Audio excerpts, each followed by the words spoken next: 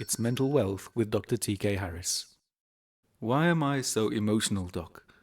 That's probably one of the most frequent questions I get asked as a psychiatrist. Alhamdulillah, you're emotional because it's a part of your makeup.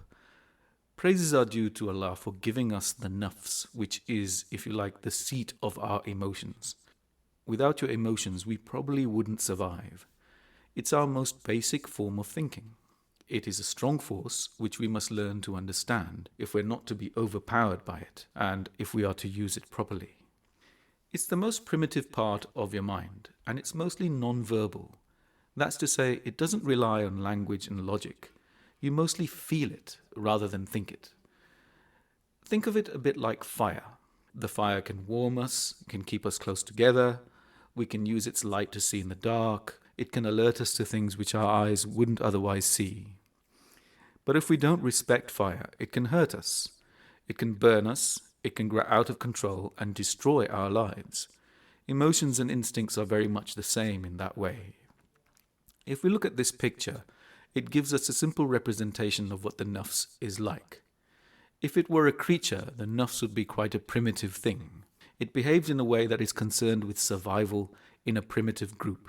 So it's concerned with things like winning, with competing, with conquering, with looking out for danger, with being part of a group, with knowing where your rank is.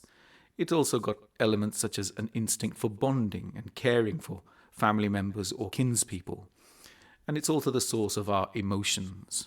Now, the nafs interprets the world through impressions and feelings. And impressions and feelings are not accurate in terms of getting the facts right, but they can be very helpful in emergencies, and very powerful too.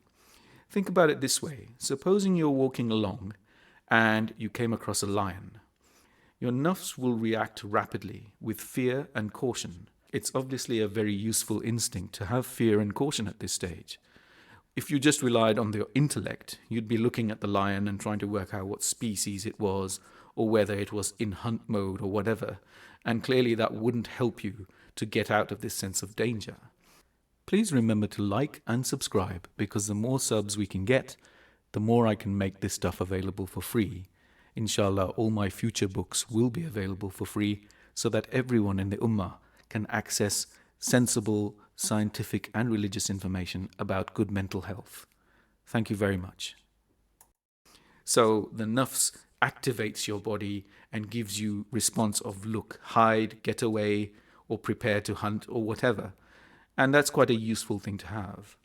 And what's interesting about wild animals with sharp teeth is that even newborns who've never seen a wild animal, if you show them a picture of sharp teeth, they get a startled response. And what that tells us is that, alhamdulillah, the fear of sharp teeth and wild animals is something which is encoded in our DNA. That's the miracle of the nafs, and that's how strong and basic it can be. Let's look at how it inhabits the body.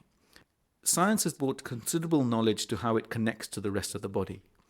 It connects upwards to the higher centers of the brain, namely the intellect and the true self, and it also connects downwards to the organs.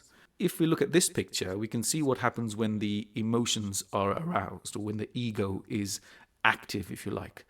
You get reduced blood flow to the logical and rational areas.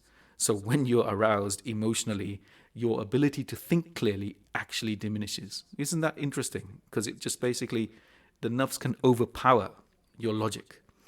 You get increased blood flow to your emotional areas. So, for example, people who are in love feel more connected to the people they love.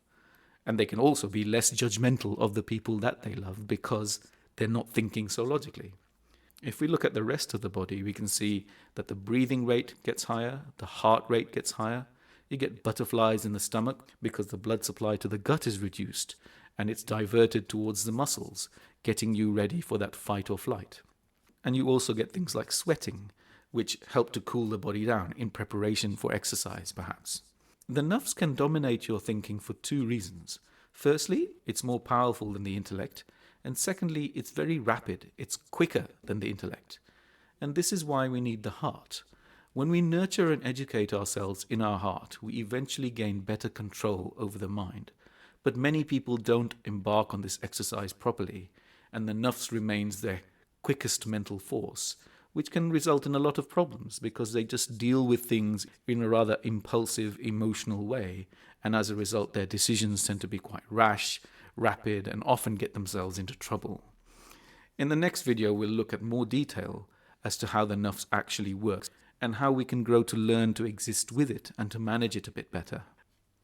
Please remember to like and subscribe, because the more subs we get, the more I can make this stuff available for free. If you feel up to it, then skip along to the next video. I'll see you there, inshallah.